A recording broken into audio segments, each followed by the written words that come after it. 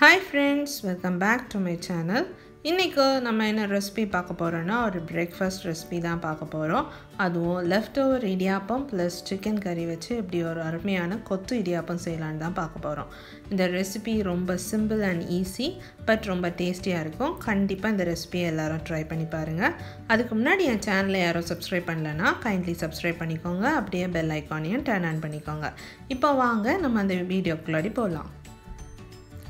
First அது செய்யிறதுக்கு ஒரு panல ஒரு 2 டேபிள்ஸ்பூன் எண்ணெய் ஊத்திக்கோங்க.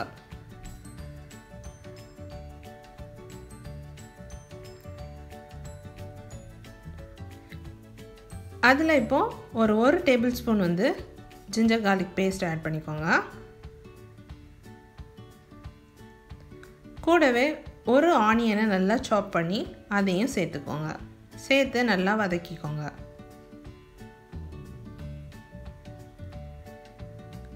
வெங்காயம் நல்லா வதங்கினதும் அது கூட ஒரு 4 டேபிள்ஸ்பூன் அளவுக்கு green மற்றும் yellow capsicum ஆட் பண்ணிக்கோங்க. பொடிசா நறுக்கி அதையும் நல்லா வதக்கிக்கோங்க. அது கூட 2 பச்சை மிளகாவை கீறி சேர்த்துக்கோங்க.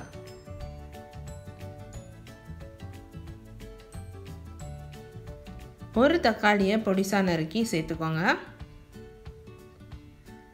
சேர்த்து நல்லா மிக்ஸ் பண்ணி விட்டுருங்க. இப்போ தேவையான அளவு உப்பு சேர்த்துக்கோங்க.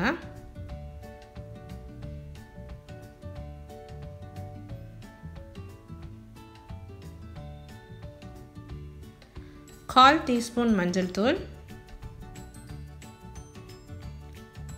1 டீஸ்பூன் மிளகாய் தூள்,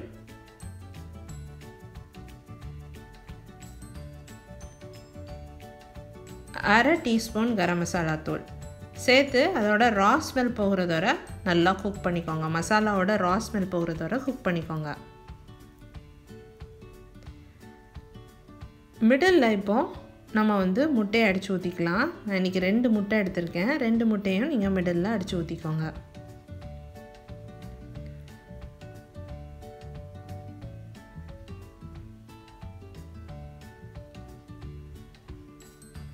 முட்டை மேலே கொஞ்சமாக பெப்பர் ஆட் பண்ணிக்கோங்க.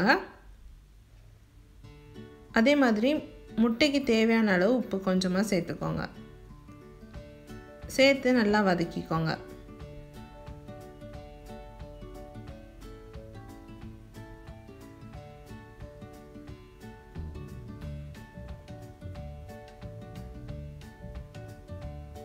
எல்லாத்தையும் சேர்த்து நல்லா கலந்து வதக்கிக்கோங்க.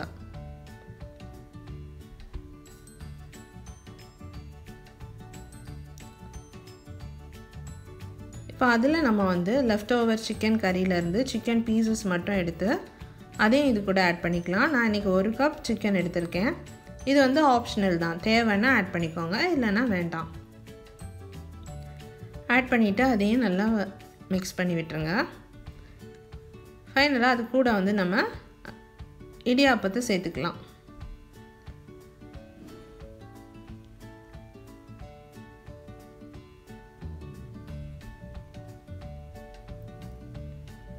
சேர்த்துட்டு மசாலா கூட நல்லா பைண்ட் ஆகுறது மாதிரி நல்லா மிக்ஸ் பண்ணி விட்டுருங்க.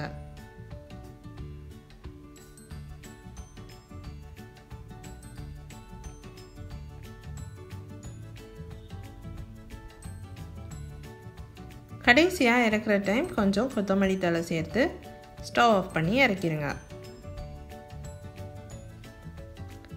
டேஸ்டியான கொத்து இடியாப்பம் ரெடி. இந்த ரெசிபியை நீங்கள் எல்லாரும் வீட்டில் கண்டிப்பாக ட்ரை பண்ணி பாருங்கள். என் ரெசிபிஸ் உங்களுக்கு பிடிச்சிருந்துச்சுன்னா என் சேனலை சப்ஸ்கிரைப் பண்ணுங்கள், லைக் பண்ணுங்கள், ஷேர் பண்ணுங்கள். தேங்க்யூ.